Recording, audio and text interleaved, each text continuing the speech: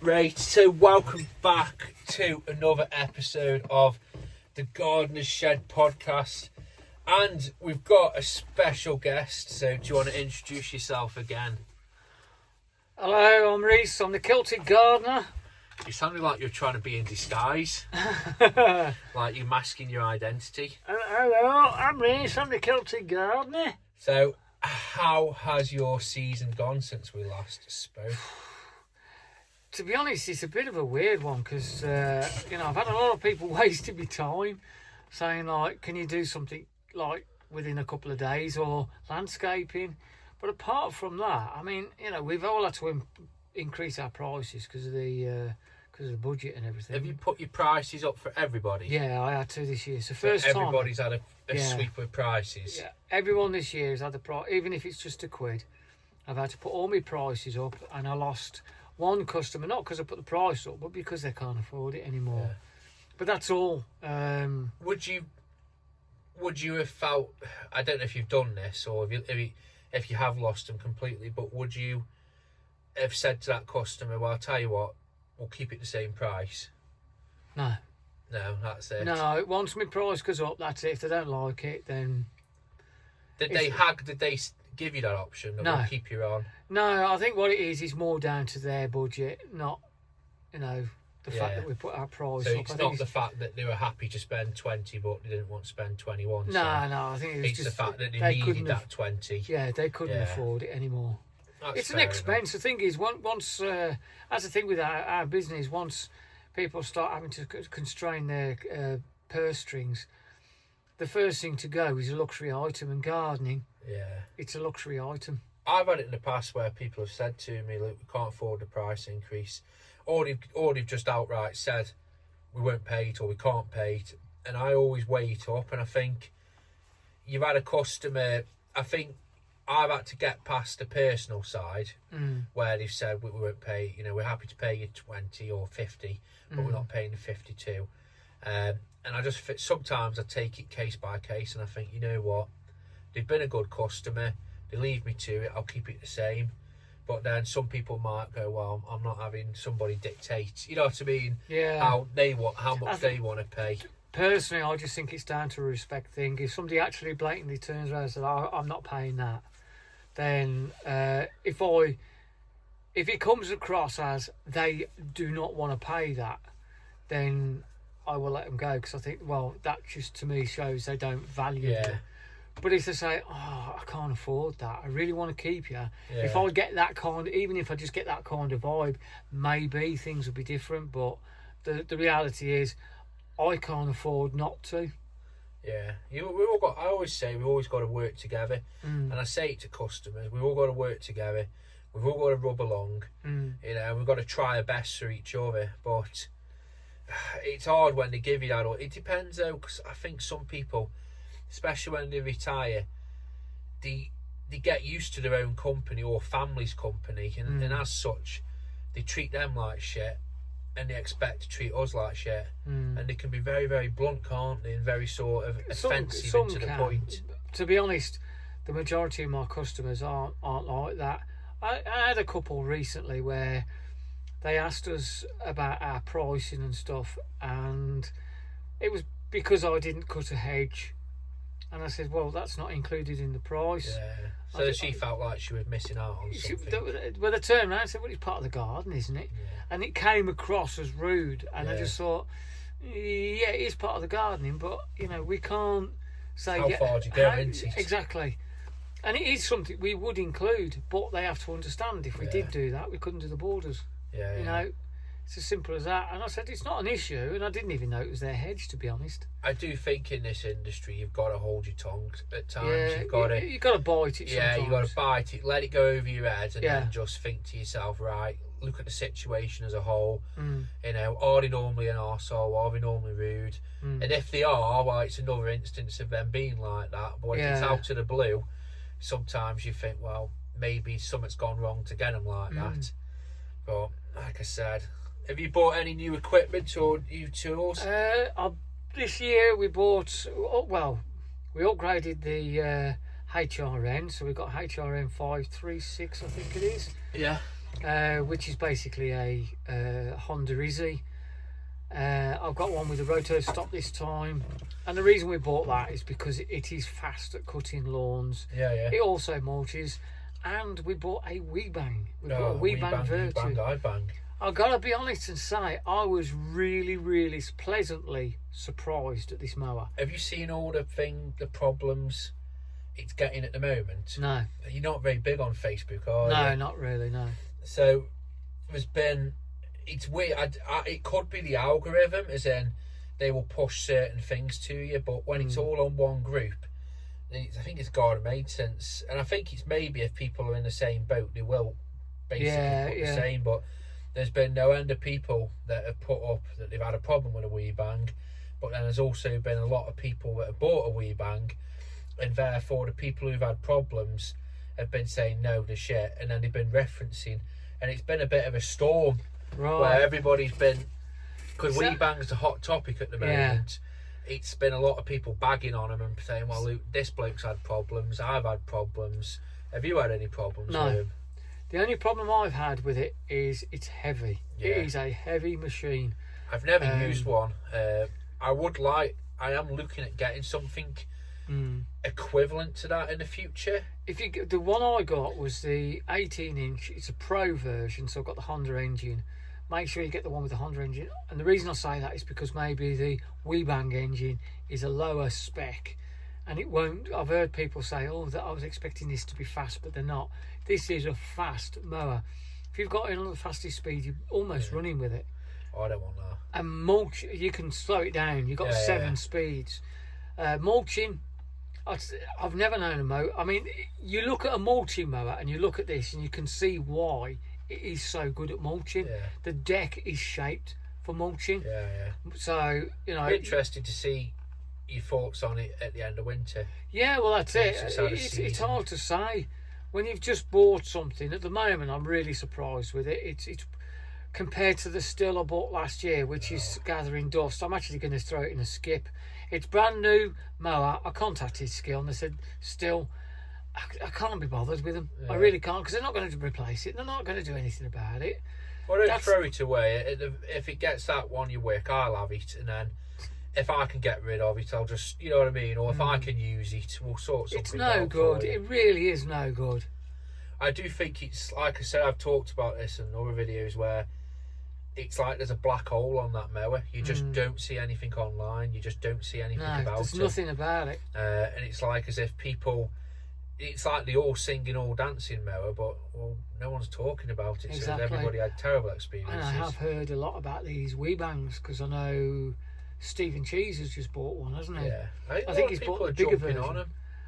I don't know. It's just, I bought one because it was there. It had a Honda engine in it. It did side discharge. I needed a small mower that can get down a certain alleyway, because I tell you, it only just gets down this alleyway. I think for us guys, the warranty, is it 2 year on them or a year? Oh yeah, that was another thing as well. I think it's got a 3-year warranty, professional. Really? Yeah. So I've had my little still roller mower went wrong. And that has no warranty for a professional, does it?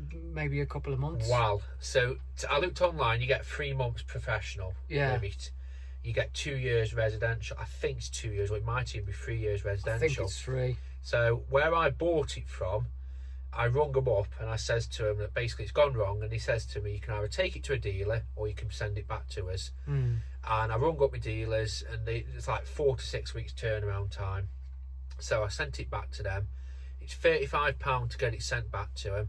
Now, at no point did they ask me what I used the lawnmower for. They never said, are you professional or are you domestic? Yeah. Apparently, if you use a company name to buy anything from Still, it gets logged straight away as commercial use because it's under a company name. If you also, this is what I've been told by a Still dealer, if you buy it under where you don't claim the VAT, so if you buy it and it's VAT free, then again that gets logged straight away as a commercial user. So for me, I just bought it online, so I'm assuming it's registered as residential. It has been sent back. They're looking at it at the moment. If they ring up and say, look, we can tell that this has been used on a commercial basis, well, it is what it is. I'll just have to pay the repair. just assume that I've just done a lot of lawns on my own lawn where to be fair, it is less than a year old and it's in good nick. I had a problem with me long reach hedge trimmers, the HLA 145 or 135. Yeah, I remember you saying that last time we saw each other. No, it just broke. It did. So Right. the pin that holds it all together just sheared off. Yeah. And I took it back to the dealer, and he says that he doesn't think that's going to be covered under warranty. I'm like, well, it's got a 2 years warranty, so we'll have to see on it really. So how, you mentioned earlier that you have done 10 years in running your business. So should we take a look back and talk a little bit about, instead of going through your whole life of your business, what would you say the high points of it have been so far? Learning how to drive. Okay, because you were starting on a bike. Yeah. Just learning how to drive and getting my van. Sorted out my first van, sitting in that van. I'll tell you, it was the greatest feeling, because it was just something I never dreamed I'd be able to do that. For you, it's even better because you've not, the man's not paid for it, so to speak. You've paid for it. Yeah, it's all paid for by me. It's, you worked hard for it, and because the thing is, like, when I started out, it was almost like a hobby. I never thought it'd go anywhere, and then you start thinking to yourself, this is actually doing something. And I had no expectations, and I'm actually getting somewhere here. I'll learn how to drive with a bit of money I've got. Oh, I can get a van with a bit of money I got. Oh, I can get a car with a bit of money I got. And it was always been like that, Yeah. Tell you what, then I've changed though. It's crazy, because like when I first started out, I was earning 50 quid a day. That to me was a lot of money. Yeah. 50 quid a day. And what was the gardening scene like before COVID? Because I started at the end of the first lockdown, and a lot of people have said that it was a lot different before COVID. And I don't know what they mean, whatever they mean by person. If you noticed a change, I've noticed a change in people, but I haven't got the baseline before COVID. Not really, no. I haven't really noticed anything. I think what it is like, I guess it's a work from home thing, isn't it? People don't have time anymore to do stuff. And I think, when I first started out, it's hard because I think my customer base has changed. And I think that's the only thing I can say is my customer base has changed. What do you mean? Well, when I started out, I was doing sort of like very, very small jobs, and they've gradually got bigger and bigger and bigger. When I say that, I mean the other way. The lawns are bigger, bigger. Mine's shrunk. It seems to me now it's smaller and smaller properties. But I haven't noticed anything different in the way people are, or the customers, or the actual gardening scene, because things move forward anyway. You've got this electric gear and battery gear and stuff like that. That's what the weather. I mean, if anything, I could say the weather has changed. For the worse or the better? That, again, it's another tough one, because I think it's more extreme now. I think the weather was the weather was always changing. When I first started working, the weather was always changing. So you never knew whether it's going to rain one day or be sunny one day, or windy or stormy or whatever. We so just get more of it now, don't we? It was mixed, but we seem to get more prolonged. Yeah. Do you know what I mean? Longer rain, longer sun. Yeah. If it's going to rain, it's not going to rain on a day and then be sunny the following day. It's going to be rain for a week, for 2 weeks, 3 weeks, 4 weeks. If it's going to be sunny, it's not going to be sunny for one day and then rain. It's going to be sunny for weeks. Do you know what I mean? It seems to be more prolonged, the weather. It's like it's drier by the end of it.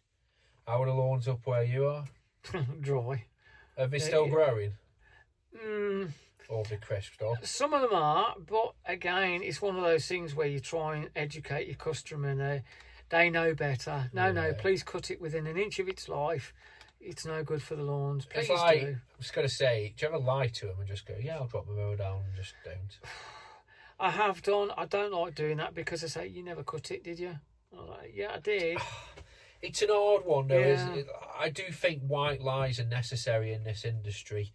You know, if you're going to ditch a customer or you're going to tell them you can't work for them, you can't tell them the real reason half of the time. You know, I don't want to work for you because you're horrible. But I've had it with grass cuts where it's like they're set on having it as short as possible. And I know if it goes as short as possible, it's going to dry it out and knacker it. So in the past, I have said, well, this is the lowest memorial cut. This is the lowest setting. Even though I know I can go that little bit lower. I'm just I'm thinking for the lawn, and I'm also thinking for me, because I'm like, well, if it does get that short, I'm not going to be here in 2 weeks' time. Exactly. It's a lot of new builds. I don't do new builds for that reason, because I know they go, oh, my lawn's really long, it's growing really fast. And I say, yeah, it will do for the first few months, and then give it a couple of months and it'll be dead. New builds, for me, I've got one, and that thing just absolutely chugging along at the moment.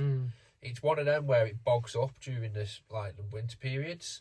So I think it's got a lot of water still left in it. And at the moment, it's just, it's going bananas. I've never seen, but it looks awful, don't it? When you go to it after 2 weeks, it's really long. Yeah. And it just looks so messy. How old is the house?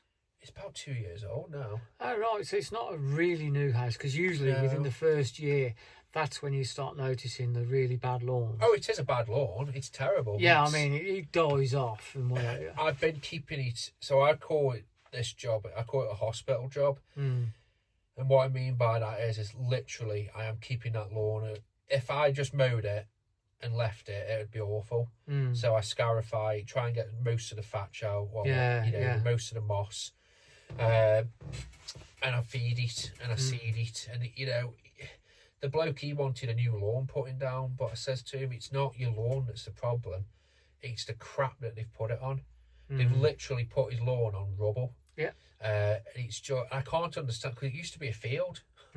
So I think they take all the good stuff away. Yeah, well, if it's a farmer's field, it's got no nutrients in it. No, it's fields that have had grass growing on it. I think they take the soil away and then put junk in. Yeah, that's probably what happens. Because he's got a ditch, and you can see the edges of the ditch, and he puts some slabs down, and he literally cut the top of the 2 inches below. It's literally laying on rubble. It's so poor, but we're just keeping it alive, basically. And it's how it is, isn't it? I had one new build like that where all I was doing was just trying everything I can to keep it alive, seeding it, feeding it, and whatever. But not all my customers will want to do that, and that's why I don't. But if somebody recently still do it on a complimentary basis? No. See, I stopped that because I couldn't afford to keep buying the stuff. See, I buy a great big bag of feed. That's, I don't know if it's all year feed or it's just part of the year. It's organic, so it's just chicken muck basically. Yeah. So I always make sure it's, just in case the cats eat it. Yeah. And I buy a tub of Grazon Pro Selective, and I don't do it on all the lawns, but the lawns that are struggling, I just do it. And I'll always ask them, I'll say it's complimentary. And they're fine with that because they don't have to pay for it. If they had to pay for it, they wouldn't do it. But what it does is it just keeps the lawn on tick over. It just keeps it that little bit better. See, our lawn at home, because I do feed that and I do water it, and that, because there's another thing. If your customer ain't going to water it, you do all that. You're wasting your time. Our lawn is actually quite green. With some lawns that I do, especially if they're small, I'll say to the homeowner, do you mind if I water your pots before I go, because they're looking dry? And then while we're talking, I'll just leave the hose running on the lawn. I know that probably does more harm than good, but it just keeps it going. I think you've got to do whatever you can to sort of, like I said, keep it going. Yeah, I think if you're going to water your lawn in this weather, I think you need to wear spike shoes. Even if, because all right, the best way to do it is core aeration, but the reality is nobody's going to do that. Mow your lawn in a pair of spike shoes and then water it. Like I said, I've never gone down that route. Never. For me, it's the least for the most in my world. It's just bit of feed, bit of selective, mowing it regular. I always mow a cut higher if I can at this time of the year, and then just basically fingers crossed. But I do think if we have another couple of weeks of this, I think I'm going to be not struggling, but I think the lawns are definitely. Oh yeah, the lawns are definitely going to be struggling. one of my customers has asked me to cut a hedge, and I said, look, if it doesn't rain within a, by the time I come to cut your lawn again, I'll do your hedge instead. Yeah. That's the thing, you see. If you're just doing lawns, if you're a mow, blow and go guy, a phrase I really despise, but if that's what you do, is just cut lawns, then when it gets like this is a time that you're going to be starting to worry, because if you haven't got anything else in place, you're going to be in trouble, especially if it turns into a year like 2018. Cheese and spice, we had months of no rain. Yeah, I remember that. I remember working somewhere and it was like that. It was literally everywhere you went was brown. Yeah, I remember seeing the fields. Yeah. And you could just see they were just crispy. They were, but like I said. So what's been, in your opinion, the low point of your business over these 10 years? The breaking. Oh yeah, because you've had a few, haven't you? Yeah. See, it's one of these things where you just don't realise how common break-ins are until it actually happens. You think, oh, it ain't going to happen to you. And, especially when, I wasn't even parked outside. I was in a car park because I just nipped to Asda to pick something up. And, it's one of these things as well. When you just start out, what do you want to do? You want to get your van sign written. You want to look all professional and everything. Everyone says, oh, I wouldn't do that. No, I want it because I want to look professional. I honestly think now, by owning a van, you're a target. Oh, yeah, not whether definitely. It's sign written or anything. I think it does encourage more. It does. It just makes them thieves that maybe go after gardening stuff target a gardener's van. Yeah. But in all fairness, if you've got a set of tripods on your roof, it's a garden. Yeah. They aren't unintelligent. They know what's in there. But I just think now, if you're in a van, they're gonna target you. Yeah. In our area, I always think there's like roving gangs, because what happens is you'll see on like the spotted groups, the community groups, there'll be like 5 or 6 vans done in one night, and it's just the thieving scumbags just going from town to town, and just it's just low hanging fruit, and it's always people that park on like car parks and stuff. They just target him. Yeah, but that is definitely the lowest point. Did you have it once or twice? Oh, blimey. The first time... So I know you had a lot where you lived, where people were breaking in. The first time was in the car park at Asda, and they took about $4,000 worth of tools. And I remember working at the railway, and I was digging ballast, and I was thinking, I'm just doing this for them. Yeah. Doing this to pay for this. And it was so disheartening. And outside the flat... it was probably about once a week. It got to a point where it was about once a week. And I used to have I had a camera outside. I've always had a camera outside since I got my van done over. And I even put a camera inside the van, a dash cam, which is triggered. And I actually caught someone inside the van, but I emptied the van out. So they weren't interested in anything in there because there was nothing in there. Bits of hand tools. Just trowels and stuff like that. And a couple of attachments. They're not interested after the machinery. So they went into the back of the van. The police did nothing about it. Yeah, it's predictable. But it got to a point where it's like once a week, and they knocked the back of the doors of my van. Yeah. You know what I mean? So, and that's why I use magnetics on the van now. It is one of those things where you think, okay, it's not going to stop someone. Somebody wants to know what's in the back of the van, they're going to have a look in. But if they know 100%, oh, that's definitely gardening stuff in there, we'll have a look in that. But if they look and think, is there going to be something in there? Could it be a gardening van? Could it be an electrician's van? You might, like I say, you might have a set of tripods on top. They might notice that and think the same thing.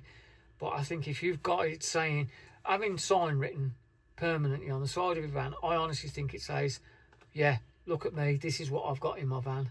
Yeah, like I said, I just think if you're in a van, you're a target. No matter what. You could be a bloke just kipping in the back of that. Yeah. Or you could be, a locksmith with $30,000 worth of kit or a Sparky. I just think having a van.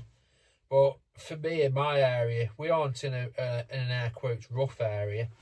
But I'd say once a month, twice a month, there's somebody who's had the van broken into in our area. It's just, how did you bounce back from it? Did you just loan, borrowed, begged? Because the first time they did it... covered by the insurance? No. I never had insurance on my tools, because the thing is with insurance, there's a bit of a grey area with what's plant and what's classed as hand tools. Some will class like a strimmer as a hand tool. Some will class it as a plant or small plant. So, and when I rang up my insurance company, they said, well, it's really classed as plant. And they also said, was it in your van? Because I didn't have insurance then, but I was going to insure. And when I was looking into it, they said, is it going to be stored in your van? I said, no, I want to take it out of my van. Yeah, as soon as you take it out of your van, it's not insured. It's only insured in your van. Oh, well, I don't want it in my van. Yeah. I don't want to encourage that. So I had to get mine changed because I rung her up and I said I wanted 24-hour cover. Mm. And then I said, yeah, no problem. And then read the small print. It was 24-hour cover. Yeah. But you weren't covered in your van from like 12, like after 9 till before 5 or Right. something. But then it was covered if you put it into a secure lockup. Mm. But I'm lucky where I store my vehicle. It's classed as a secure lockup, so it's covered wherever. But it's strange. It really is. I genuinely think insurance companies, they will try whatever they can to pay you. But no, I wasn't insured for the first lot, and the railway depot, they helped me out because they gave me a sub, and that's how come I just had to claw my way back. Oh, the second time round when they took something was just a brush cutter, and by that time I'd accumulated spares, and that's the thing. If you're starting out, I know it's easy said than done, but if you're starting out, make sure you try and get spares. Oh, spares are so important to me. Spares, it's comfort, you know. Yeah. I'm lucky because I've got spares of everything. So if my van caught fire, you know, and everything went up, I'd just rent another van and I'd get my spares out and I'd be back on my feet. But I can't, like I said, mate, I think credit to you. You're going from, you know, what you had to go through, fucking push biking everywhere, to then getting a van and then having that. So was it in year 1 that happened? Or First year. God. So the first, actually, it was year 2, because year 1 I was saving up to learning how to drive. By the end of the year 1, just after the first tax year, because I started on April the 6th, 2015. So just after, 25. so I think it was April the 7th, 2016. That's when I passed my test.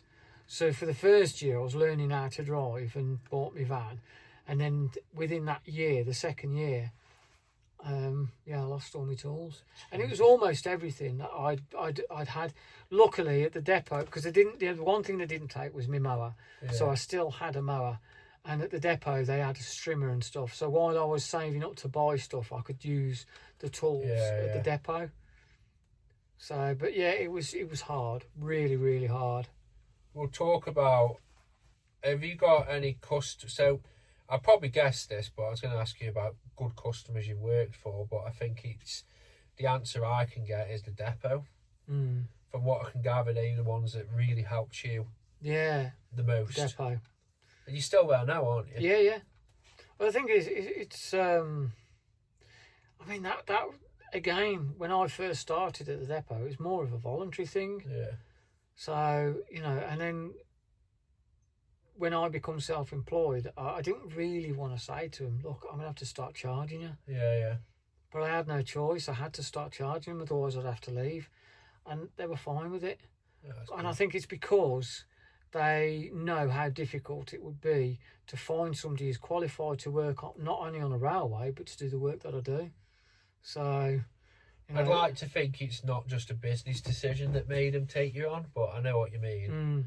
Like, for them, they probably saw, you know, this is one of the things that frustrates me with customers. Like, if you do put your prices up, they just look at that immediate thing that's happened. They don't think, wow, I've had, 2 years of some bloke doing it reasonably priced or cheap, and now he wants to.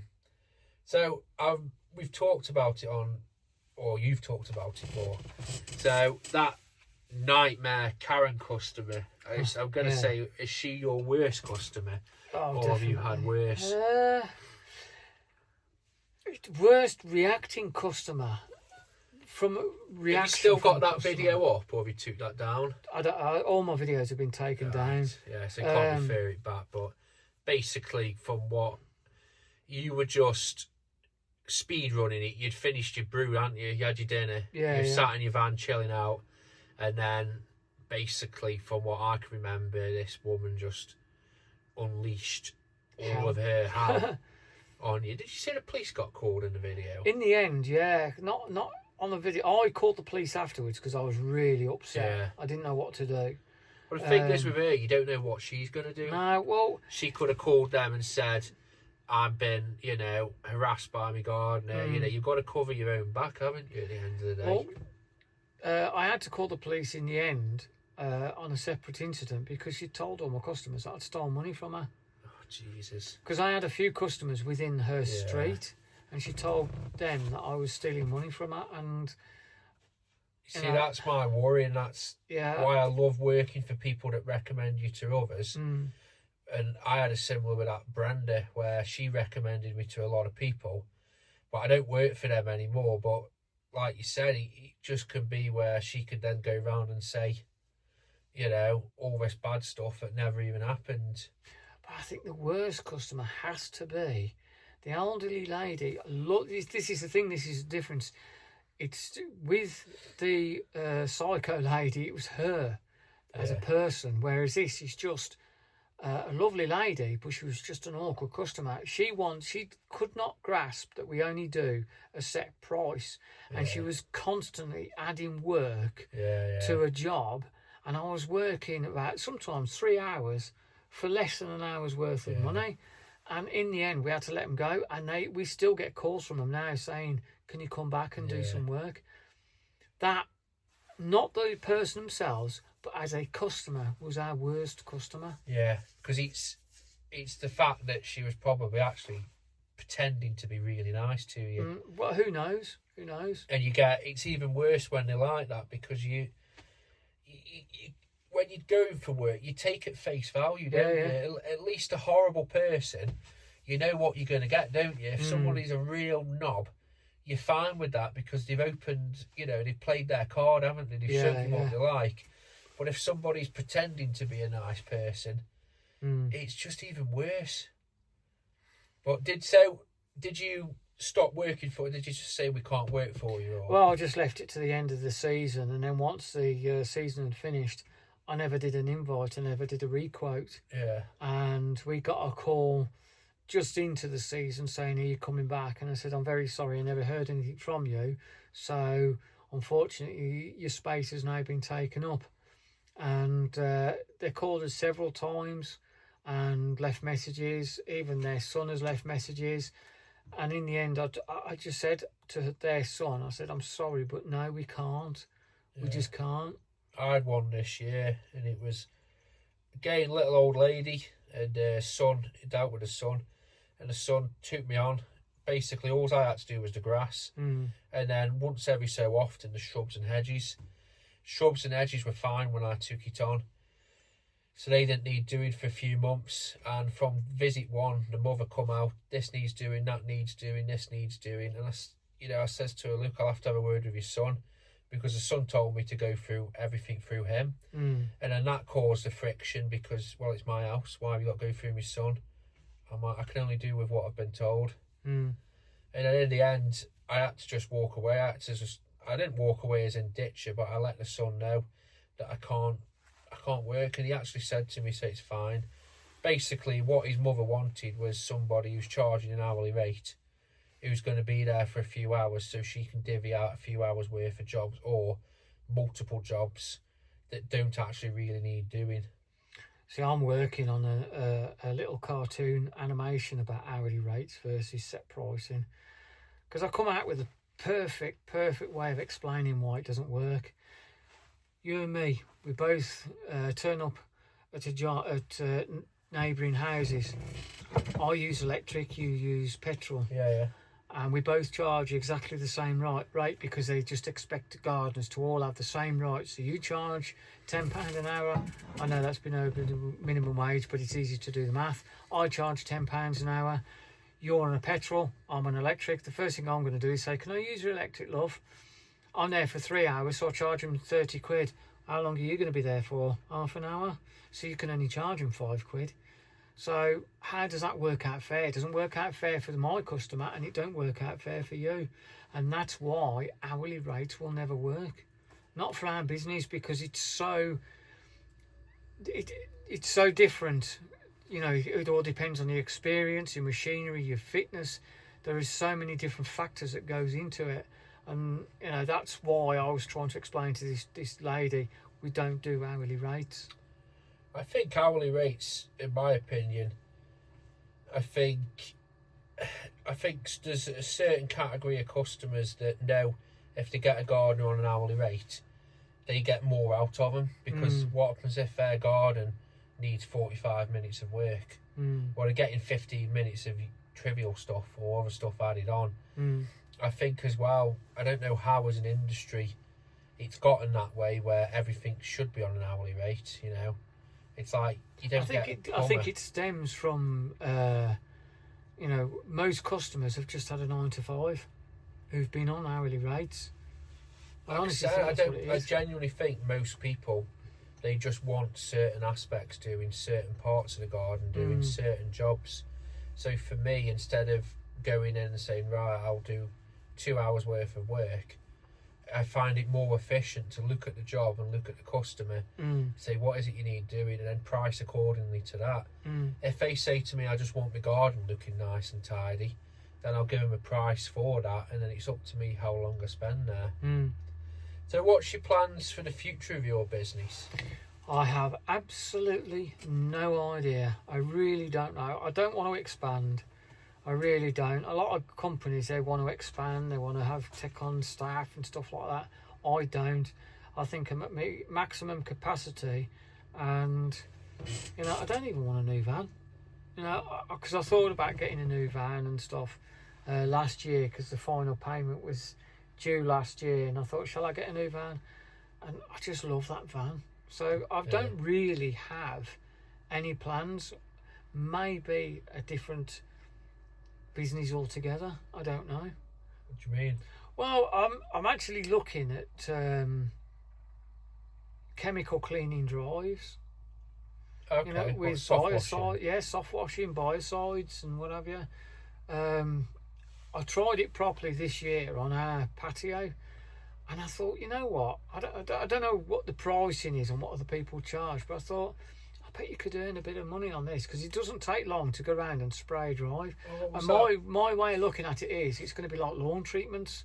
I know it's not cheap to have your lawns treated, but it only takes a short amount of time to actually go and do the treatments. What is that? Block Blitz, and they do a franchise package.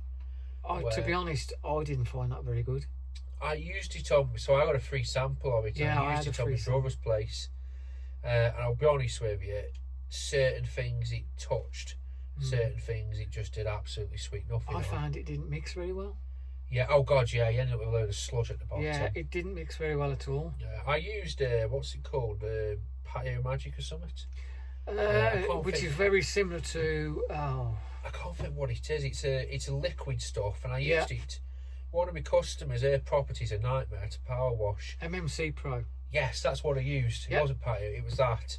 A blue carton. Yeah. And mixed it up, sprayed it down. I said to the customer that, look, first time I'm using it, so I think, say if I charge 100 quid to power wash it, I said, I think this will give similar results, so I'll charge you 75. But what I'll actually do is I'll charge you 35, and then if it is that it works, because I was unsure of it, and then if it does work, and you know, I'll charge you the rest when I next see you in a month's time. And you know what? I went back, it was bloody brilliant. Yeah, we've done that. It really, really worked. We did our patio, and at first you think it's not doing anything. 2 weeks, it's not doing anything. 3 weeks, is it doing something? 4 weeks, oh blimey. Yeah. 5 weeks, wow. Yeah. 6 weeks, and the beauty of that stuff is it keeps cleaning. Yeah, Ours has stayed. Ours about a year old now, and it's stayed. If you are thinking of that, I'd recommend an electric knapsack, because I put it down with the knapsack. Yeah, that's what I've got. I've got used a battery. one of the Landsy ones. Yeah. And I tell you what, I don't know if it's Landsy, Greenworks or something. you know what? Just spraying it on, it just went on because it froths up a bit, and it covered. It was really good. It really, really was good. It's really, really good stuff. I would recommend it. But as I say, I did customers last year, and like you, I didn't know how much to charge for it. So I thought, right, this would cost them £100 to do this. So I charged them £100, and I said, look, I won't ask for any money until I see results. Like you, I saw the results, and then I said, right, it's worked. Yeah. I'll charge you £100 for that. Because that's how much. Pleased as punch she was. She was like, I can't believe it. Well, the thing is, the way I looked at it was, if I was to jet wash, I would charge them £100 for the jet wash, but I'd also have to charge them to sand afterwards, and that's where they're saving. Don't get me wrong, it's not as clean as power washing. Like, it's not as wow. Yeah. But when you compare it to what it used to look like. Well, the difference is it depends on your power wash. If you haven't got a strong enough power wash, you're never going to remove black spot. Whereas this stuff will. Mine can get it off, but it depends on what surface. I find sometimes you start ruining the risk with like knackering the block. Yeah. But then, like I said, I have used that MMC Pro, and I have actually thought it was really, really good. Yeah, I thought it was really good. Who did you get the idea from? Robbie. Yeah, it's Robbie Lynn. Yeah. So I saw him use Premier Lawns, if you're wondering who we're on about. I saw it and I thought, you know what, I'm going to give it a go. It really was. Yeah. But I can see a market for it. I can see even saying to customers where it's not that bad, and you can say to them, look, I can put this down for you. I think if you could get it in, because realistically, it doesn't take long to apply. No. It's just the price for the actual chemical. That's and it is quite pricey to be fair. But I think if you can get it in bulk, because they only sell it in 5. Say if you can get like a 25-litre drum, and it brings the price right down, it could be like one of them things you'll say to the customer, right? You know, if it's £10 in stuff, and you say like £50, you know, £40, you know, there's your time. You know, I think there could be a way for it. I've actually thought about filling a little spray bottle. Yeah. And then when I go to a customer's house and I say to them about the drive, I say, squirt a bit on the block paving or whatever. Like a test patch. See what you think of that. Yeah. After a few weeks. If you'd like me to do the whole drive, I'll do the whole drive. Yeah. And then see if, because the thing is, I'm like 55 this year, and I am getting a bit old. And power washing, I'd say, is the hardest job I think I do. Yeah. In terms of manual labour. No, I don't find that difficult. I think it's lawn mowing because of getting the lawnmower in and out of the van. That's it. Power washing for me. I've got to empty the van, the whole van. I've then got to put the power washer in, and it's a great big lump. Yeah. I've then got to go to a property, take it all out. Yeah. And then wait for it to fill up. And then you've got a power wash, and then you've got the whole thing of a sludge, sweeping that up, pushing that around. It is a laborious job. It is. And then sanding it, so you've got to lump out the bags, put the sand down, and then afterwards you've got to pack it all up, drive back, unload your van, load it back up. For me, that's... So that's the beauty of this MMC. Yeah. Go in, spray it, job done. I've even bought a little handheld sprayer. Ryobi thing. It's only a Ryobi, it's only a cheap thing. And I'm going to see what that's like just for a bit of weed spraying at the depot. I don't think it's that aggressive though, is it, the MOC? Because I know with some stuff it's like it'll knacker your seals. If you're using like hypo or something. Hypo, if you're using that, then that really is aggressive. Get aggressive. You don't want to be using that on tarmac, really. Whereas this stuff you can use on tarmac. I'll have to see if it kills plants, because I know people have said like the slabs that are in the middle of like people's lawns, and it'd be good to put it on. I've never noticed anything. I've used it a couple of 3 times. I've never noticed anything. As I say, I used it on our patio, and I've not noticed any difference in the lawn. And it goes right up to the lawn. So I'm looking at getting one of Artesia mowers next. Oh yeah. I am. I'm thinking.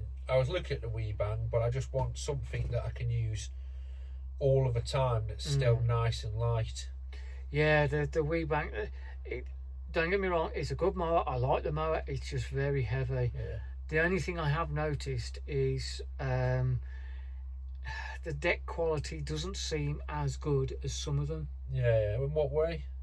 They seem a bit on the thin side. Okay. So I don't know. Well, as I say, it's hard. You can never ever give a review or trust a review when someone has only just bought the item.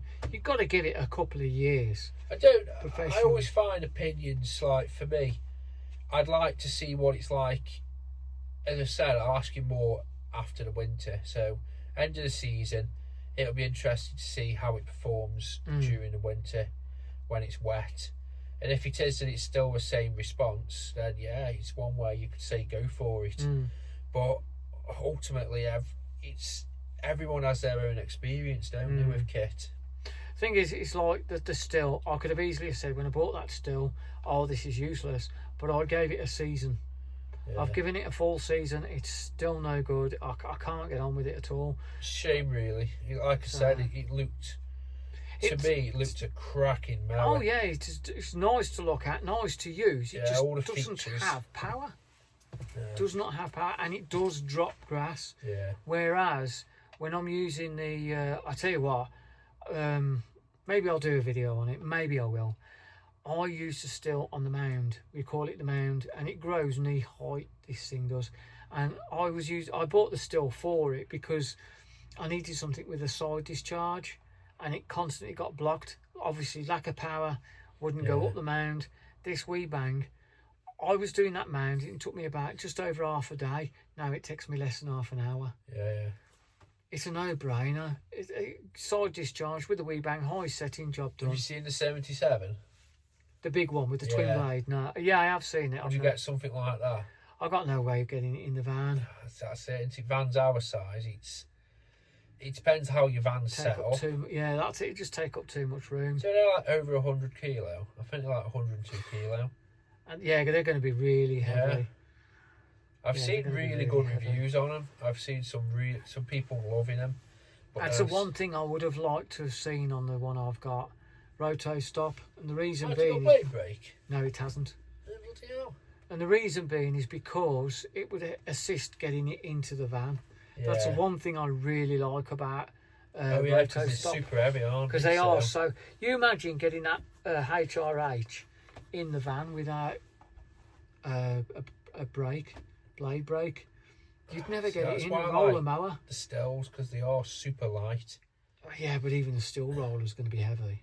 Yeah, the still roller is, to be fair, but that's got blade brake. So I think we're going to leave this episode here, guys. So have you got any final passing thoughts you want to pass along? No, not really. Just don't forget to like, subscribe and click that like button. I'd like to see some comments. Yeah, don't put get some comments down. Yeah, and just hope that we get a bit of rain soon. Don't let your van get burglarised. Shit, aren't they? Deadlocks. Get some proper deadlocks. No, that's brilliant, that is, Reese. You have a good day now, matey. All right. Cheers.